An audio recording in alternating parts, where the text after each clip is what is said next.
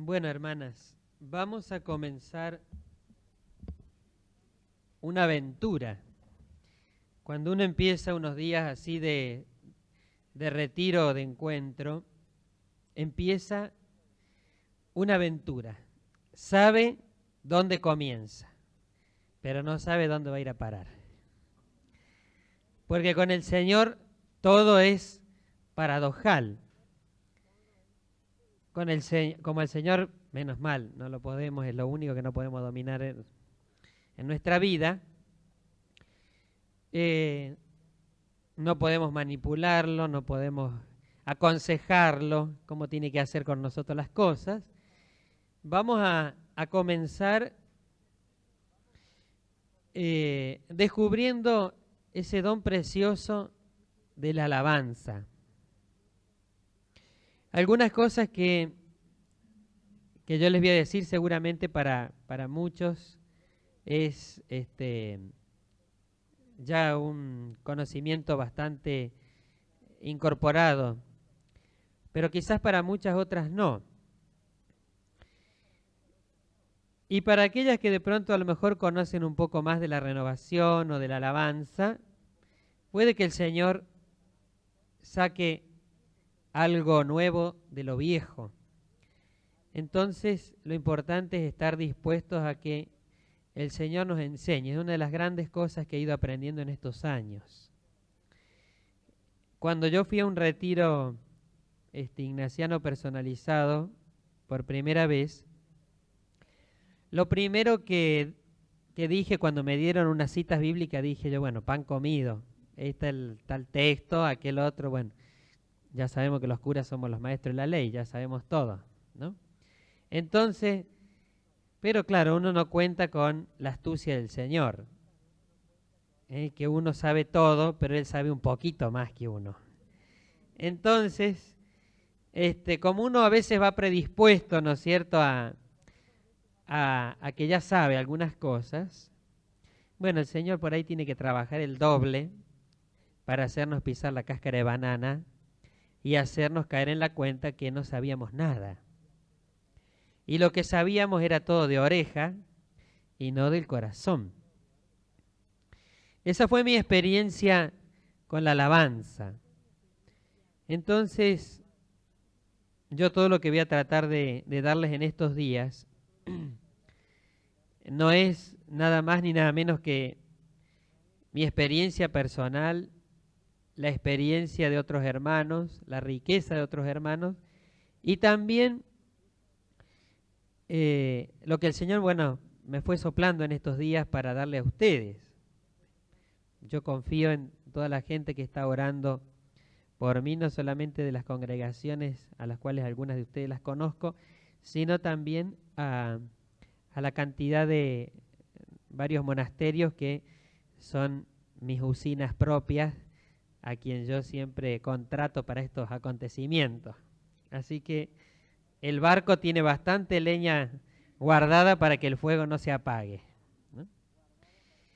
Yo quise elegir un lema para estos días y tomé Efesios 1, 6a.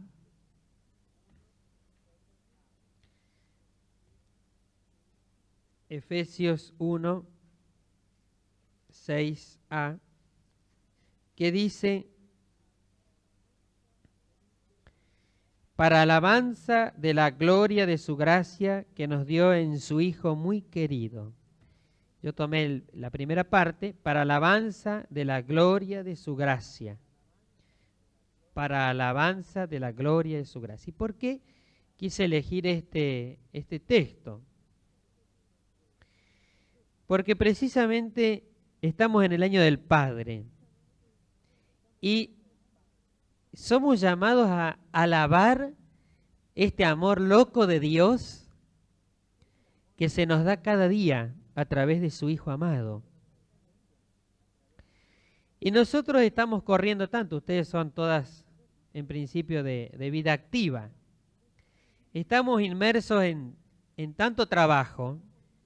Hay tanto que hacer, como me dijo aquella monja, ay padre, yo tengo tanto que hacer que ni tiempo para rezar tengo. Bueno, evidentemente así era yo, terminaba rezando el bebé en el baño cuando iba a hacer mis necesidades, porque estaba tan ocupado que el único tiempo que tenía para rezar era en el baño. Y por supuesto que ponía miles de excusas. Pero cuando el Señor se encargó de ponerme la cáscara de banana, me hizo ver de que estaba teniendo una actitud terriblemente mezquina con Él. Entonces empecé a descubrir que nosotros no aprovechamos esta llave de la alabanza, que es una fuente de santidad y de santificación. Porque el ir alabando a Dios implica un vaciarse de uno para que Dios obre en nosotros. Yo estoy convencido que si en nuestras congregaciones o en nuestros cleros no hay más vocaciones es porque no hay alabanza. Padre, ¿cuándo me va a mandar vocaciones? Esas son frases a veces de las monjas. ¿Cuándo me va a mandar? Si siguen viviendo así, ni sueñen que ni siquiera voy a pensar mandarle vocaciones. Si no hay una vida de alabanza y de convencimiento del Evangelio, ¿qué vocaciones vamos a mandar? Cuando los que primero tenemos que llenarnos de la fuerza de la gracia del Espíritu Santo somos nosotros. Si nosotros no somos alabanza de la gloria del Padre, no somos alabanza de Dios con nuestra vida, con nuestro espíritu, con nuestra vida interior, ¿cómo vamos a traer vocaciones? Ese es el gran problema y el gran desafío de las congregaciones religiosas y de los cleros. Cuando nosotros no tenemos un corazón abierto a la acción del Espíritu y no nos dejamos guiar por esta alabanza, evidentemente las cosas andan como andan. Bueno, yo no me voy a poner a dar detalles, pero ustedes me entienden.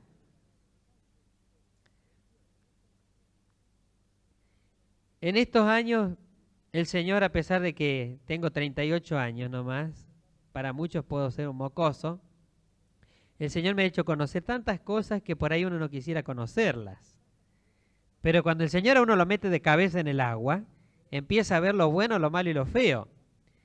Y entonces ahí uno empieza a descubrir que cuando un corazón se abre a Dios, empieza a hacer irradiación de la gracia. Entonces, en la medida en que nosotros tenemos un corazón que alaba, somos irradiación de la gracia de Dios.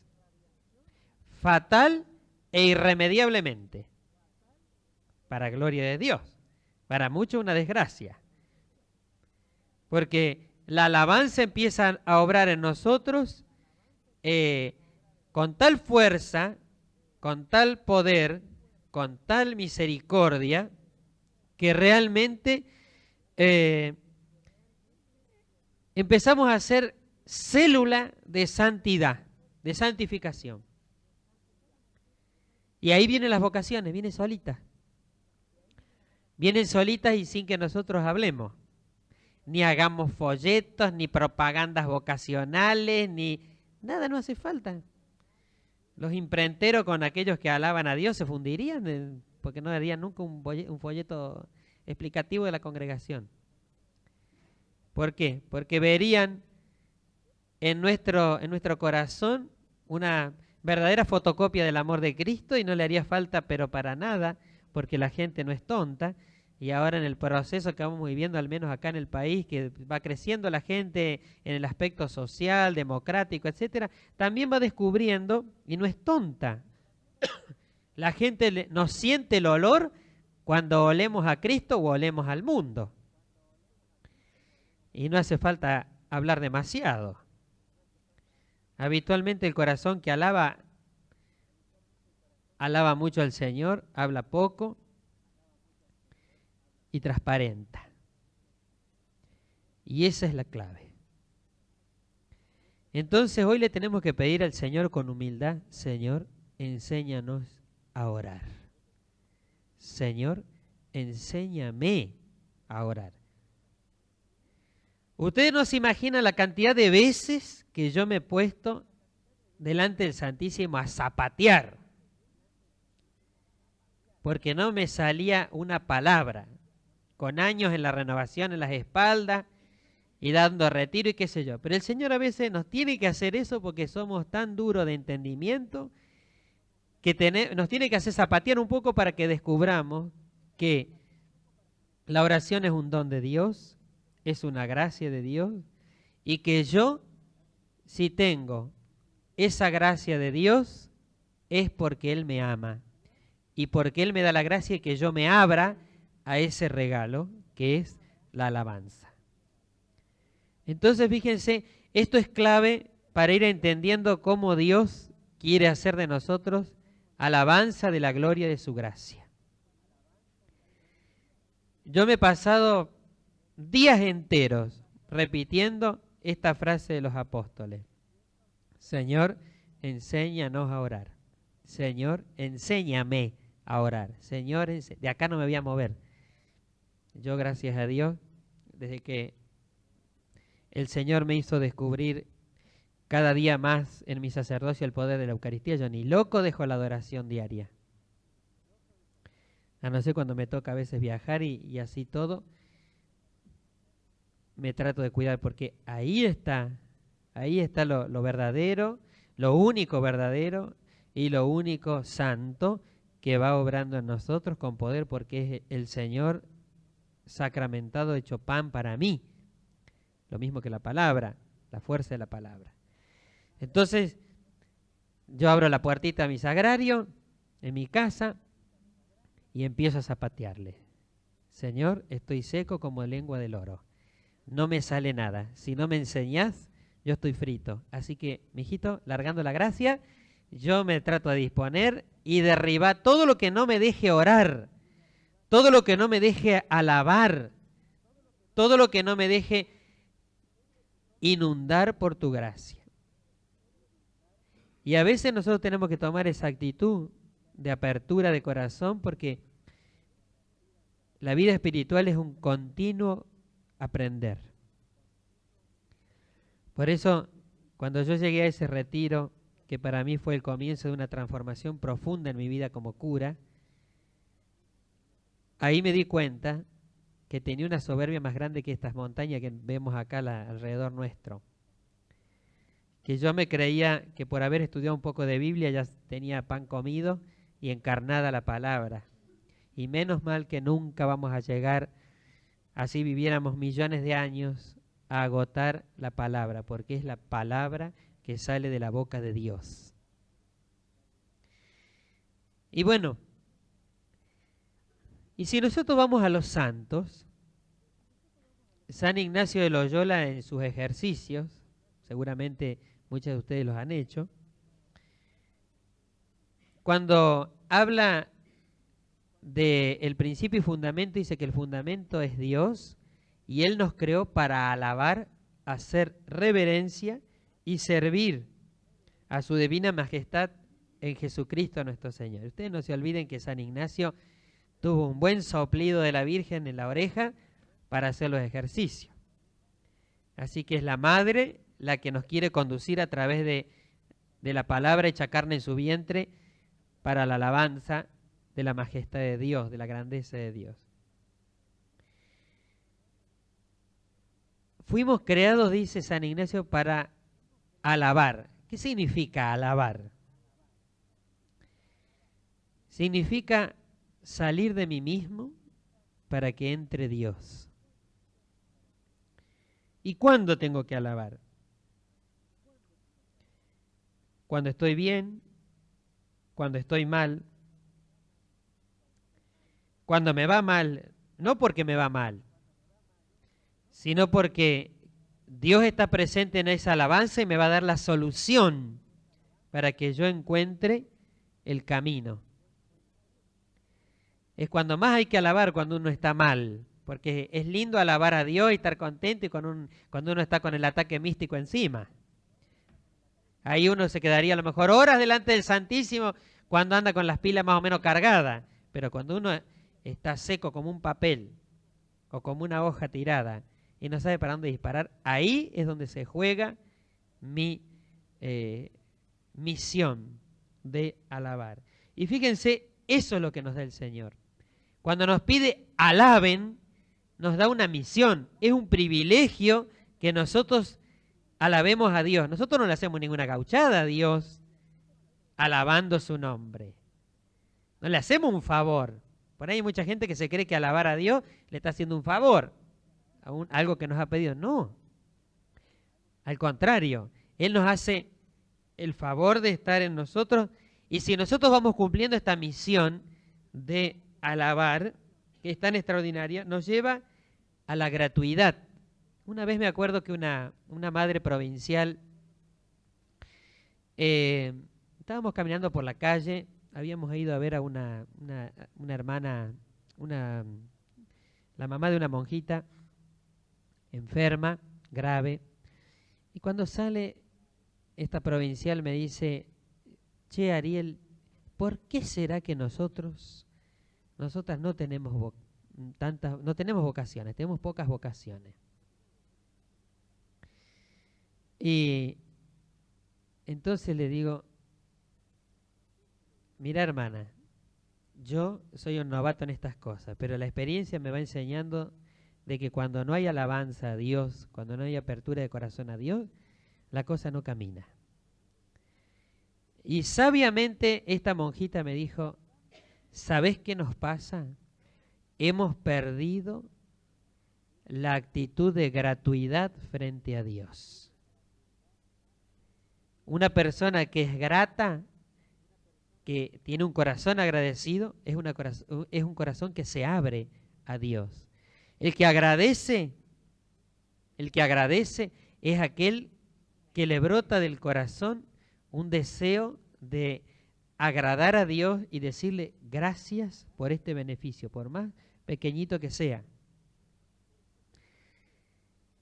¿Por qué tengo que alabar? Porque es mi creador, porque es mi salvador, porque me da la vida, porque es puro amor, porque me da los mandamientos. ¿Y por qué me da los mandamientos? Me da los mandamientos para proteger la vida. Muchos se creen que los mandamientos es un catálogo de no. Eso le pasa muchas veces a los jóvenes. Cuando uno le habla de los mandamientos, ¿no es cierto? No hagas esto, no robes, no mates, no adulteres, esto, lo otro, no. Y muchos se creen que nuestra religión es una religión del no. Y nuestra religión no es una religión del no, es una religión del sí para vivir. Entonces, no hagas eso porque quitas vida en tu corazón. Y en el Salmo 22, entre paréntesis 21, 22, 4, nos dice la palabra: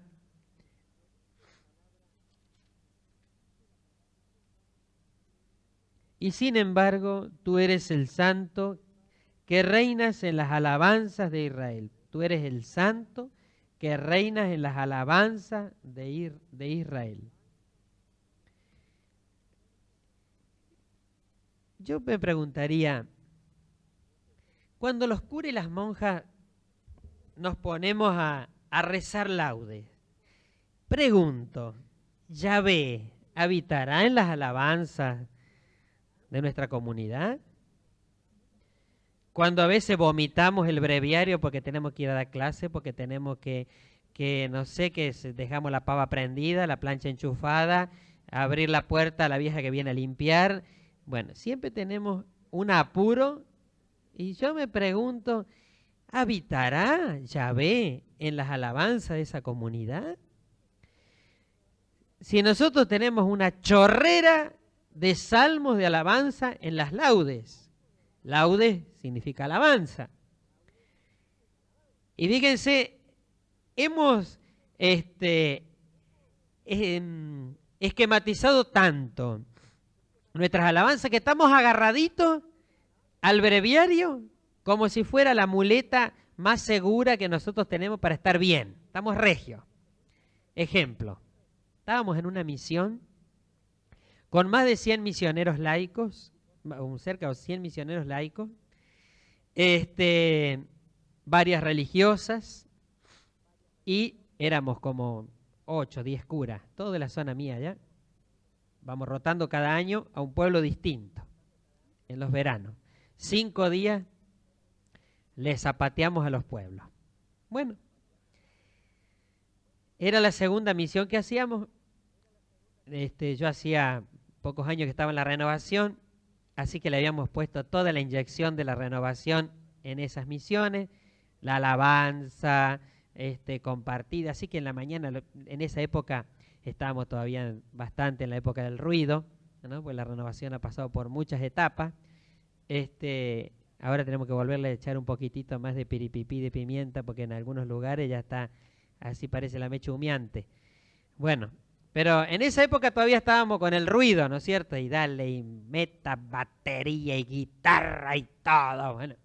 Bueno, entonces le encargamos a los jóvenes reenchufados, había unos seminaristas que habían entrado al seminario y habían salido de nuestros grupos de oración y cantaban y gritaban, y era una alabanza. Así que era una belleza. Una de las monjitas sale con su breviario y empieza a caminar solita en el patio, con el breviario en mano. Salimos por ahí, yo salgo para confesar a alguien de los misioneros de la oración. Y hermana, ¿cómo anda usted? Y esta monjita italiana me dice, yo ya estoy tranquilita porque ya he rezado laudes y ahora estoy tranquilita. Y lo otro que estaban haciendo, ¿qué era de ahí adentro? Yo ya estoy tranquilita, tengo mi día cumplido porque hoy ya he rezado laudes. No había entendido un comino de nada. No había entendido un comino que ahí estábamos rezando los salmos también. De otra manera, no teníamos el esquema donde rezábamos antífona y cosas. Pero rezábamos salmos, cantábamos cánticos, rezábamos la lectura, buscábamos la lectura apropiada. Es decir, hicimos, pues imagínense, no teníamos plata para darle un breviario a cada uno. Bueno, ni para hacer fotocopias, porque habitualmente en estas misiones andamos secos como todo el mundo. Entonces, bueno, hay que improvisar y hacer lo que se puede. Todo el mundo alabando y glorificando a Dios, y esta quedándose tranquilita porque había rezado el laude. Bueno, así quedamos nosotros a veces cuando rezamos laude.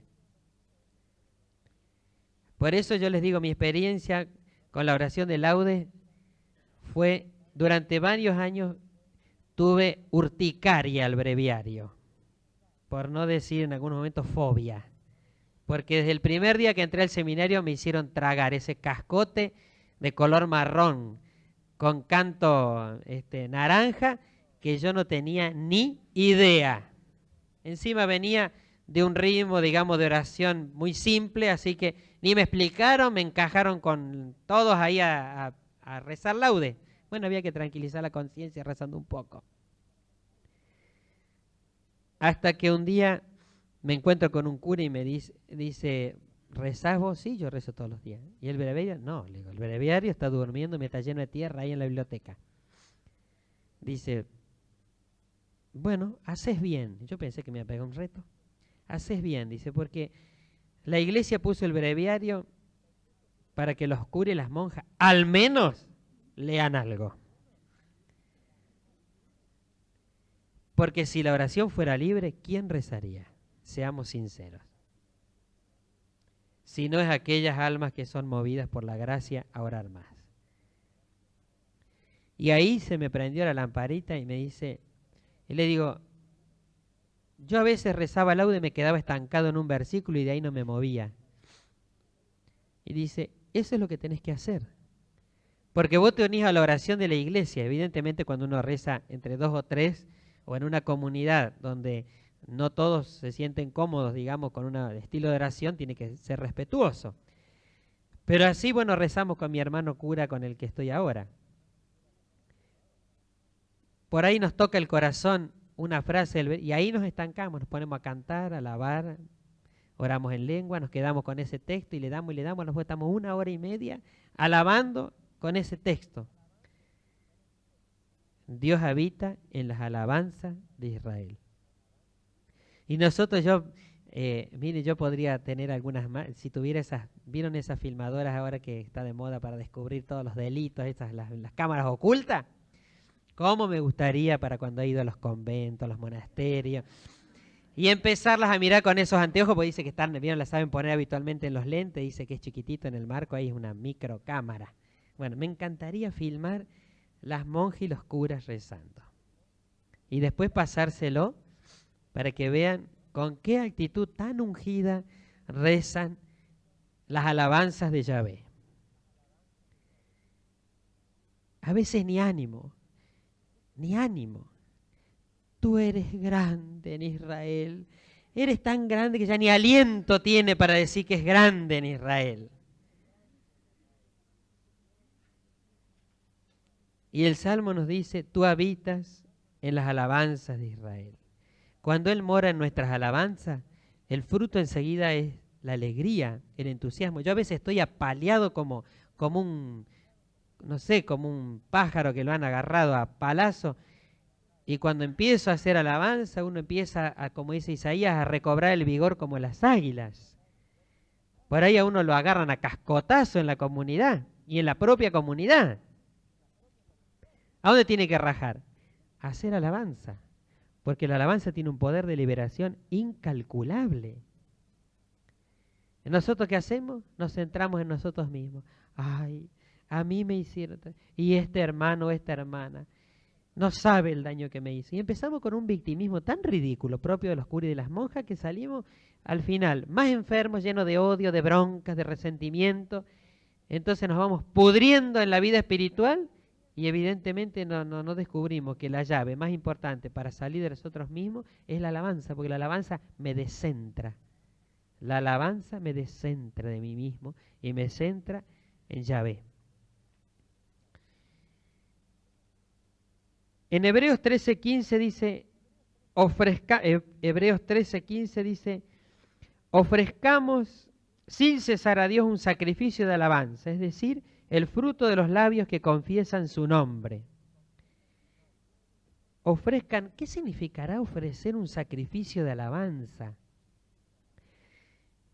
Un sacrificio. Si uno más o menos se pone en lo que eran los sacrificios de Israel, bueno, había que matar una paloma, los más pobres, los que tenían un poco más de plata, tenían que matar algún cabrito, un corderito. ¿Y nosotros ahora qué vamos a sacrificar? Mire, hay un bicho que se llama yo. Y ese es bastante bravo de crucificar. Y a eso se refiere el sacrificio de alabanza. Salir de mí para que entre Él. Es decir, cuando yo empiezo, te alabo, Señor, por tal cosa, te alabo, estoy diciendo, renuncio a mí mismo, renuncio a mis proyectos, renuncio a todos mis encantos, renuncio a toda la pastoral que voy a hacer en este día, renuncio. No es que yo renuncie a no hacer nada y me rasco y me pongo panza arriba. No, es que al salir de mí, entra Él y por lo tanto Él pasa a ser el centro de mi vida. No hace falta ser carismático para tener alabanza, es una obligación de todo cristiano. A mí por ahí cuando me dicen, usted es carismático, y si encima lo dicen con un poquitito de venenito así suave, como para, ¿no? ¿Usted es carismático? No, le digo, yo soy cura del clero. ¿Pero es carismático? ¿Qué le respondí? ¿Usted no es carismática? No, dice, lejos de mí. Entonces usted no es cristiana. Porque si usted no ha entendido de que nosotros hemos sido creados para alabanza de la gloria del Padre y que nuestra gran misión, usted se va a pegar un aburrimiento en el cielo que ni le cuento, porque allá lo único que se hace es alabar. Por lo menos eso es lo que han contado algunos santos por ahí que han soplado algo. Nada más. ¿Usted se imagina lo aburrido que va a estar en el cielo? Si allá lo único que es contemplación y alabanza eterna de la gloria de la Santísima Trinidad. ¿Ustedes saben qué aburrimiento se va a pegar usted? No se cree que se va a ir a comer un pancho con una seven allá arriba, ¿no? No. Allá nuestra vida va a ser alabar, alabar, es decir, tú eres santo, tú eres santo, tú eres santo, tú eres santo. Va a parecer, para algunos puede ser un disco rayado, pero para nosotros va a ser un continuo fluir el Espíritu Santo en nosotros. Ustedes se imaginan la delicia que debe ser la eternidad. Si a veces uno queda así medio como anestesiado cuando tiene una alabanza fuerte en una alabanza comunitaria, lo que debe ser la eternidad, lo que debe estar alabando a Dios. Fíjense, a nosotros se nos murió el año pasado, todavía no hizo un año, una de las mujeres de intercesión, compañera de aquí de Coca, que hoy me acompaña, y bueno, el Señor la preparó y en 40 días se la llevó, una mujer de 50 años. Y bueno, por supuesto a nosotros nos pegó un sacudón terrible. La solución que Él quiera dar. Y la solución, y cuando nos empezó a revelar a cada uno de nosotros, era que se la quería llevar para que fuera alabanza de la gloria del Padre en el cielo y para que nuestra comunidad parroquial tuviera una raíz en la eternidad. Claro, el que está enceguecido por las cosas del mundo dice que yo estoy tarado al decir estas cosas, pero es así. Y esa revelación me la dio el Señor a través de una monjita de clausura. Usted, Padre, dele gracias a Dios, porque esta persona que se muere y que es de la parroquia y que ha trabajado tan activamente para el Señor, es la raíz que la comunidad parroquial tiene en la eternidad, la referencia que tiene la parroquia en la eternidad, y es la conexión de la savia que Dios quiere darle al pueblo a través de esa alma orante y que va a alabar eternamente en el cielo. Y para mí fue una gran lamparita. Bueno, y se muere físicamente, por supuesto, porque está viva en el Señor, María Esther, y nosotros, claro, quedamos todos como los peregrinos de Maús, ¿no es cierto?, con la trompa larga, medios tristes. Bueno, y pasaron los meses, como el Señor es tan pícaro y se encarga siempre de ir levantándonos cuando nos vamos decayendo, nos juntábamos a alabar, pero nuestras alabanzas tenían un gustito a dolor, un gustito a, digamos, a no sé qué, de pena. Entonces una noche le dije a todo el equipo que trabajaba con ella en Sanación Interior, vamos a celebrar una misa, porque el Señor nos tiene que levantar las pilas a todos. Y empezamos a hacer alabanza, cantamos, lo que nunca nos pensamos, que el Señor nos iba a presentar a María Esther en el medio de la alabanza. Y de lo mejor que estábamos alabando, me muestra a mí el Señor en una visión a ella de rodillas delante de la Santísima Trinidad. Y con sus manitos pasando el rosario de la Virgen, como siempre ella andaba.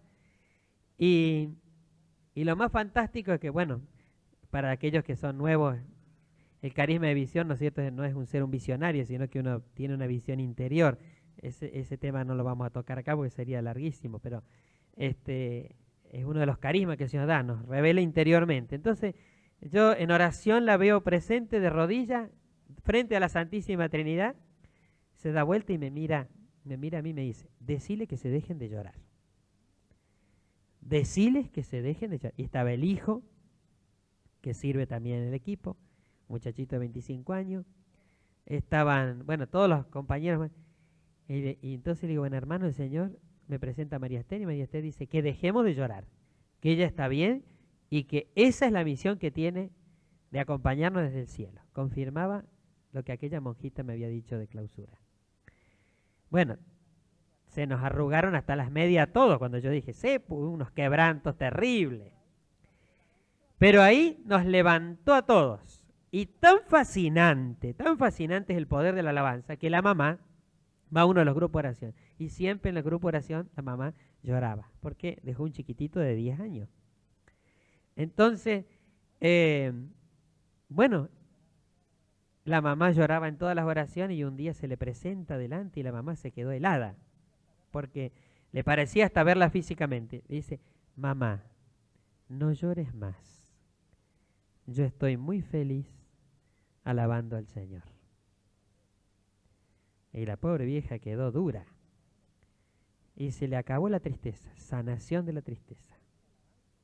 Lo que hace la alabanza, el poder sanador. Mire, yo soy poco amigo de hacer oraciones masivas de sanación. No porque no me fascine la sanación, sino porque yo soy un enamorado de la sanación interior. Pero yo soy un convencido que cuando hay alabanza, la sanación viene sola. A cada uno le cae el poncho que le hace falta y no hace falta andar dando rosca sobre las heridas, que ese es el gran error de mucha gente de la renovación, que empieza a tirar así como gatillazo, ¿no es cierto?, a la asamblea, así con heridas. No, miren, cuando el Señor habita en las alabanzas de Israel, es decir, de la iglesia, es decir, de nosotros, bueno, no hace falta hacer oración de sanación porque el Señor empieza a aflojar las tuercas y nos empieza a poner penetrí, ¿vieron? Con lo que le ponemos a las puertas, a veces cuando, con las tuercas y todo eso. Bueno, el penetrí divino es la alabanza. Vieron que a veces los que no le ponen penetrí le ponen Coca-Cola, que se afloja igual. Bueno, el Señor nos pone todo eso antioxidante y no hace falta a veces hacer ni siquiera un ratito de oración de sanación, porque el Señor pasa entre su pueblo. Por eso la gente simple engancha tanto a veces en la renovación. La gente más simple, la gente que no conoce, que nunca le han hablado del Señor, de lo que es agarrar un breviario, de lo que es agarrar un salmo.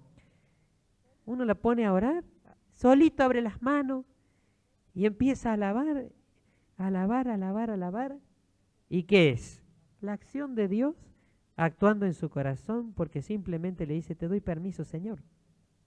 Nosotros a veces parecemos unas toscas y el Señor nos golpea y nos mima y nos zarandea de acá para allá y nos hace mimitos para que no vayamos abriendo. Y bueno, nosotros a veces nos convertimos en profesionales de las recetas religiosas, de los mandamientos y de los preceptos y no tenemos una actitud abierta a esa acción poderosa de Dios en nosotros. Y nosotros, en el camino de la alabanza, hemos descubierto algo fabuloso, como es el Jericó de alabanza. El Jericó de alabanza. Yo ya conozco varias congregaciones que están empezando a tener muchas vocaciones gracias a esta recetita. En el libro de Josué capítulo 6, nos relata cómo el pueblo de Israel dice que inspirado por Dios dice, den 7 vueltas alrededor de Jericó y se van a caer las murallas.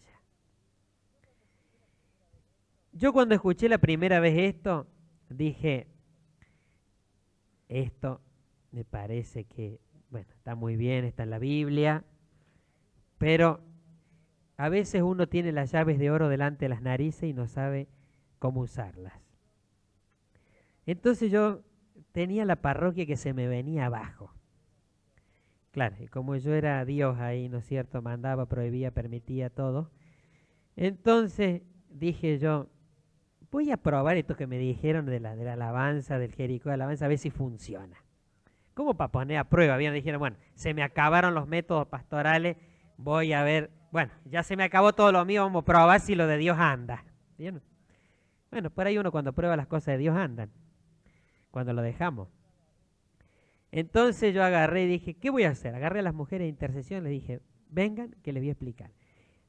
Vamos a levantarnos a las 3 de la mañana, de a 2 o de a 3, y de 3 a 4 de la mañana vamos a zapatear por la parroquia. ¿Por qué a las 3 de la mañana? Porque según el calendario judío, a esa hora se recluyen las tinieblas y aparece el sol de justicia. Para nosotros los cristianos el sol de justicia es Cristo resucitado. Entonces, también yo sabía que las monjas de clausura las gracias más fuertes las consiguen entre las 3 y las 4 de la mañana. Después yo no entendía por qué a las 3 de la mañana el Señor me despertaba, yo quedaba fresco como una lechuga, yo me hacía el sonso, me daba vuelta para el otro lado, decía, no, Señor, esta hora no quiero rezar. Me daba vuelta para el otro lado y lo peor es que no podía dormir, de las 3 a las 4 y peleando con el Señor. Parecía ya Jacob, ¿no es cierto? Peleando ahí con el ángel y me daba vuelta, no, Señor, ahora mañana tengo todo lo que tengo que hacer. Si mira toda la gente que tengo anotada en la agenda, no me daba vuelta para el otro lado. Y el Señor me decía, dale, reza. Al otro, bueno, Señor Padre nuestro que tengo, no. Y así me tuvo hasta que me fue educando, porque uno es más mañoso de lo que cree. Hasta que Dios me hizo entender que yo tenía que prender la luz, sentarme en la cama y ponerme a rezar.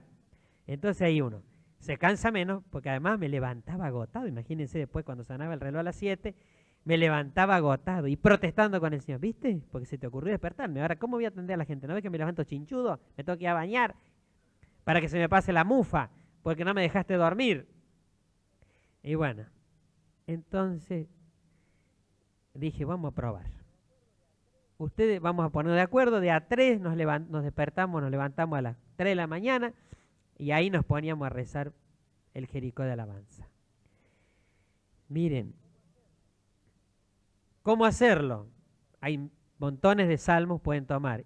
Invocan al Espíritu y después empiezan, si no les sale alabanza, empiezan a leer algún salmo de alabanza, de arriba para abajo, de abajo para arriba, y le dan y le dan y le dan. Después lo que el Señor les vaya inspirando, si los que tienen el don de lengua van orando en lengua, hacen algunas alabanzas. También puede ser que se haga alabanza, como alabanza el Santo Rosario a la Virgen, que es una bomba atómica, y le dan. Y después me cuentan. 7 días seguidos, 1 hora de alabanza diaria, a la misma hora, y me van a contar. Yo les puedo asegurar que he visto tantas gracias y tantos cambios, no solamente en mi vida, sino en la vida de la parroquia, porque cuando yo creí que la parroquia se hundía, el Señor la empezó a levantar. Gracias al Jericó de alabanza.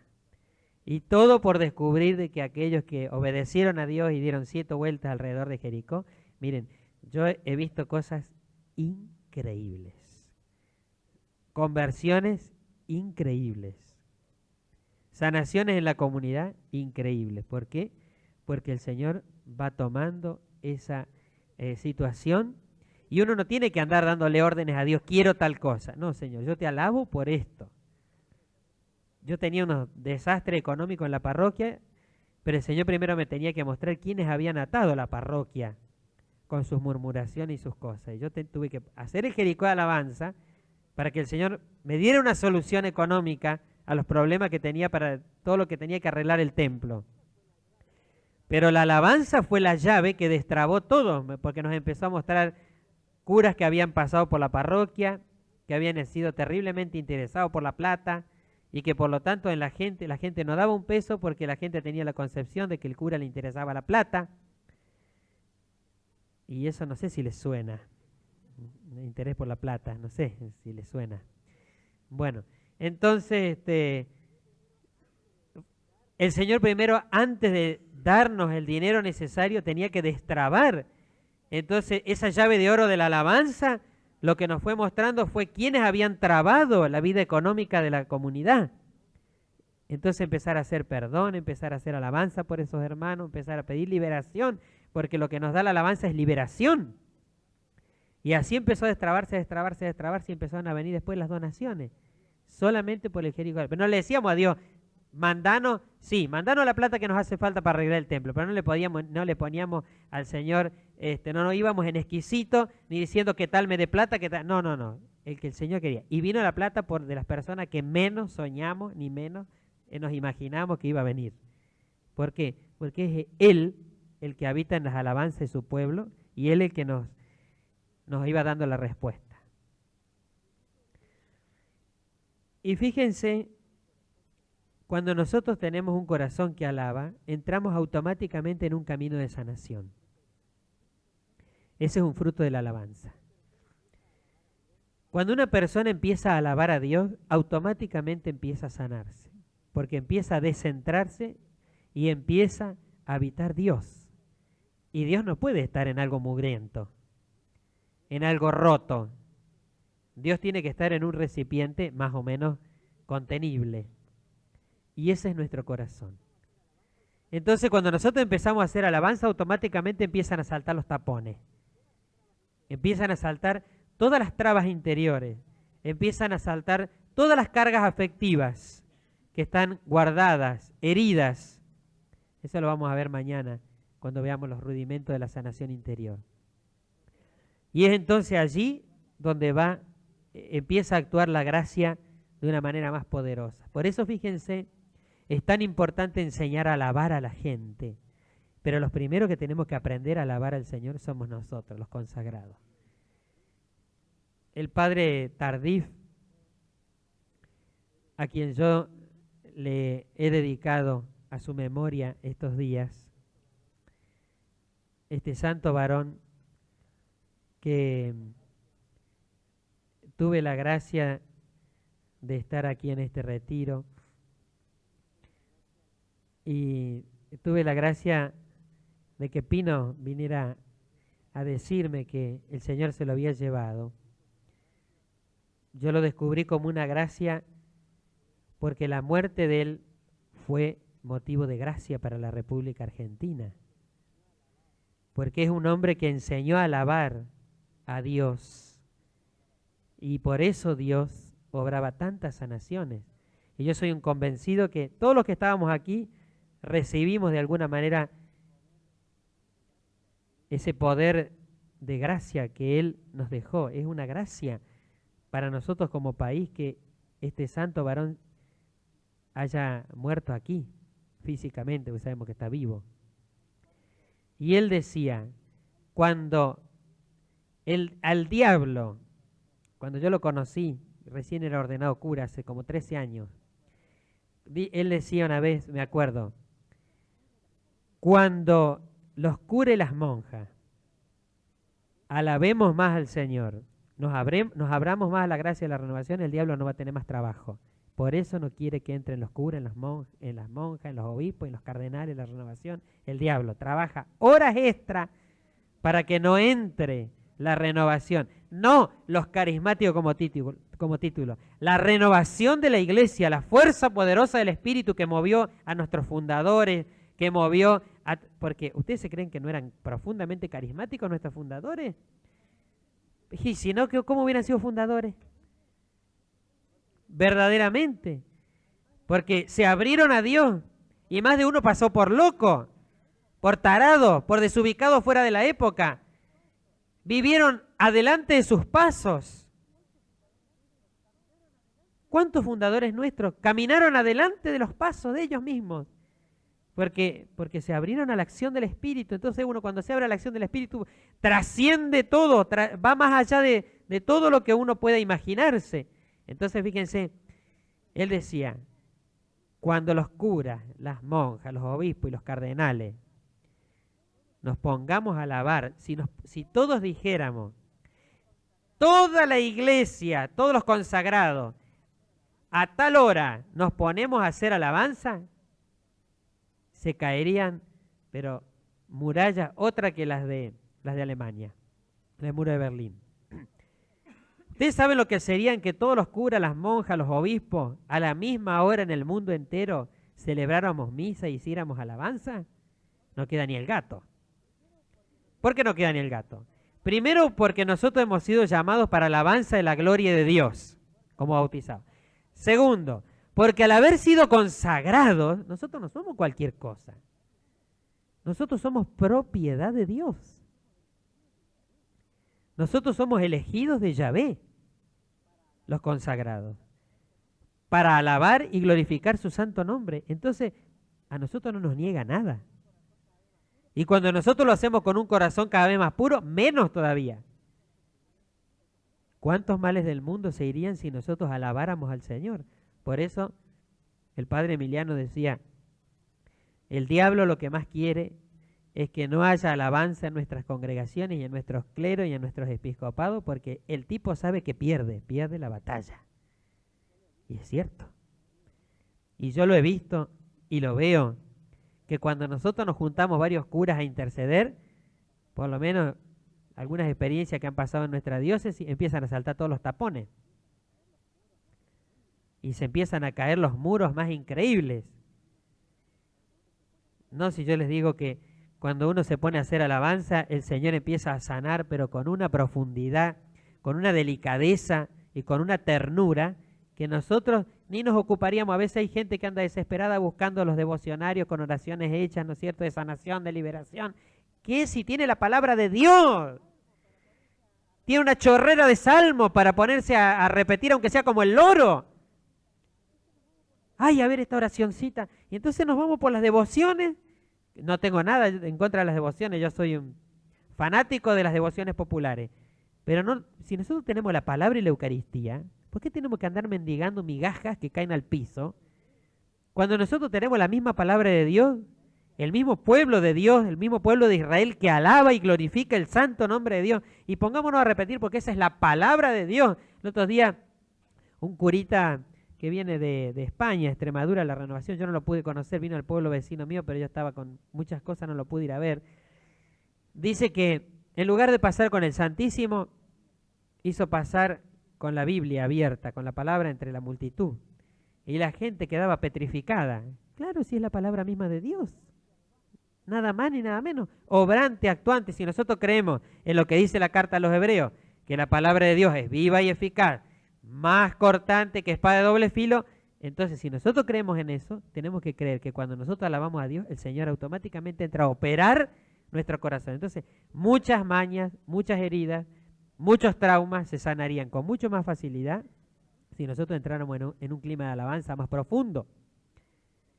Estos días tuvimos en Reconquista ejercicios personalizados, había varios hermanos de la renovación y alguno de ellos me dice, yo realmente estoy avergonzado delante del Señor porque teniendo la responsabilidad que tengo en la renovación, me di cuenta de que yo la palabra de Dios la tomaba tan a la ligera y que realmente yo no estaba haciendo las cosas bien.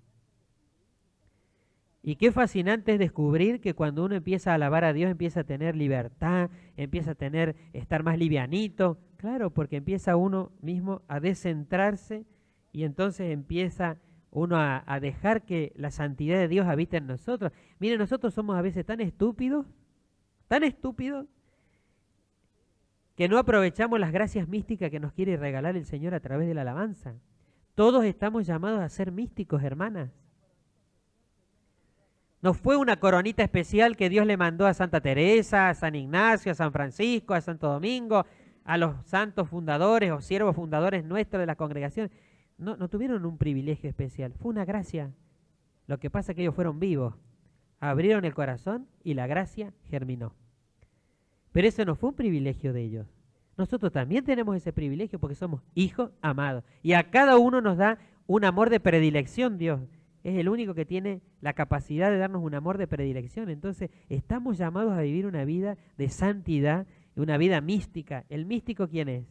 Aquel que deja entrar la santidad de Dios en su corazón de una manera tan sencilla, de una manera tan poderosa, que ni él se da cuenta que está en el crecimiento y en la santidad, pero sí los otros empiezan a percibir que algo hay en su corazón. Entonces, hermanas, hay que largarse al agua. Hay que largarse al agua a vivir una vida mística profunda. Tenemos que ser hombres y mujeres, los consagrados, que alaben a Dios. Y ustedes podrán decir, uy, Dios, pero cuando me pongo a hacer alabanza me duermo. Bueno, eso es puro mecanismo de defensa. Somos especialistas para defendernos delante de Dios. Nos cuesta dejar que Dios entre a nuestro corazón. O si no, alabamos con los brazos cruzados. Bueno, ahí Dios no va a entrar ni que te agarre a martillazo. Porque esa expresión corporal es expresión de la actitud que hay en tu corazón. Un día me acuerdo, nos matábamos orando por una monjita, pero orábamos y yo cerraba los ojos, le imponía las manos y la monja estaba con las patas y las manos cruzadas. Claro, una piedra era más blandita que la monja. Y le digo, monja, vamos, largando, aflojando las patitas y aflojando las manitos. ¡Ay, padre! Entonces enseguida se acomodó. Al rato que estábamos orando, cuando quería acordar, de vuelta. No, hermana, si usted pone todos esos mecanismos, usted no espere ser sanada.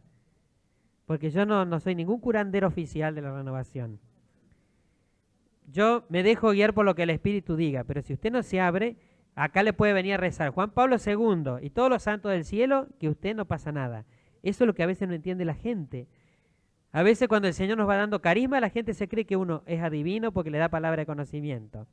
Es un visionario porque el Señor le regala visiones. Por ahí hay gente que uno le está orando y está haciendo alabanza por una persona para que el Señor obre y todos, ¿no es cierto? Se agarran así, cierran, hacen fuerza con los ojos, ¿no es cierto?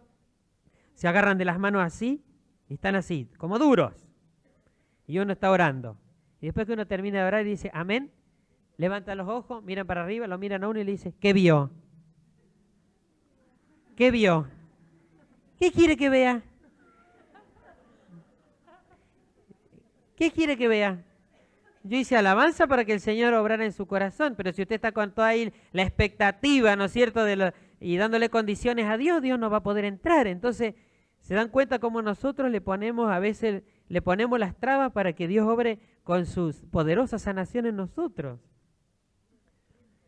Por eso, miren, uno de los frutos de la alabanza es la sanación. Y esa sanación produce otro fruto en nosotros que es la alegría. La alegría.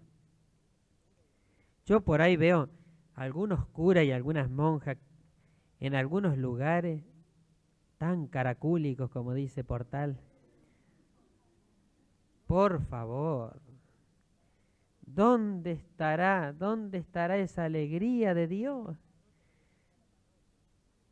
Mi parroquia, cuando yo llegué a la parroquia y cantaban el Vienen con alegría, a mí me agarró una depresión que ni les cuento. Recibimos al nuevo párroco ahí, cuando yo llegué a la parroquia. Vienen con alegría. Mientras más arrastrado, más devoto.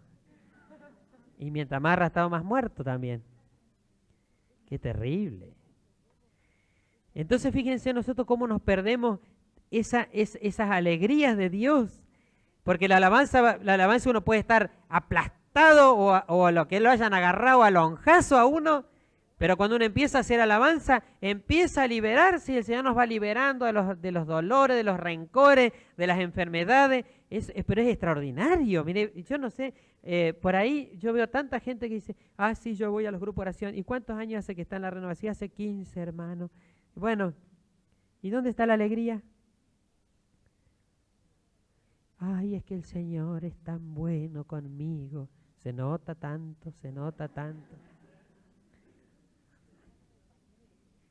Miren, yo hay gente que me da ganas de patearle los tobillos. Vieron qué discreto que soy para hablar. Claro, están grabando, sí. Y sé que después pasan en las FM como aquella.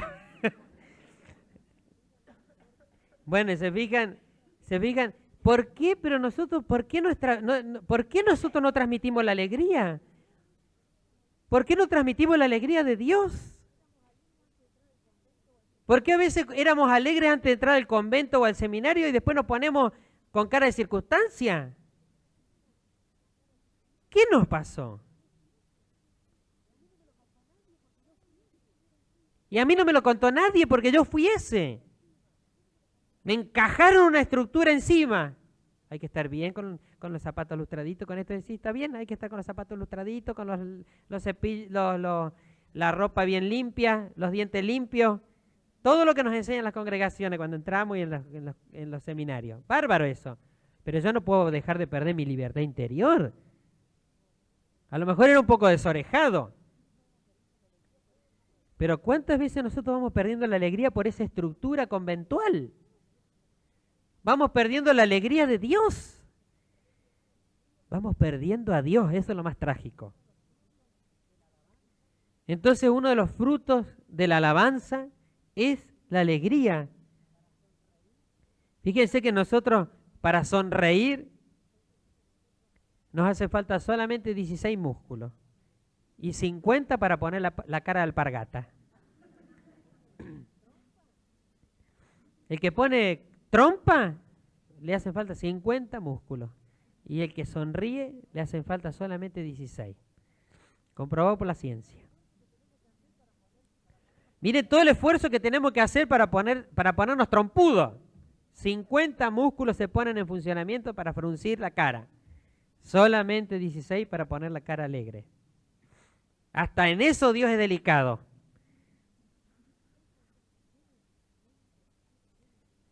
Yo no entiendo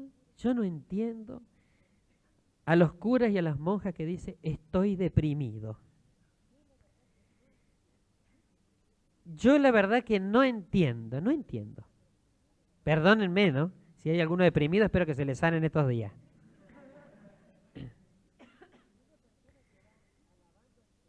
Porque una persona que va alabando al Señor, que se va abriendo a la acción del Espíritu, produce la sanación de las raíces de esa depresión, de tal manera que devuelve la alegría interior. Nosotros, ¿por qué a veces no somos fuente de vocaciones? Porque no vivimos la alegría de ser llamados.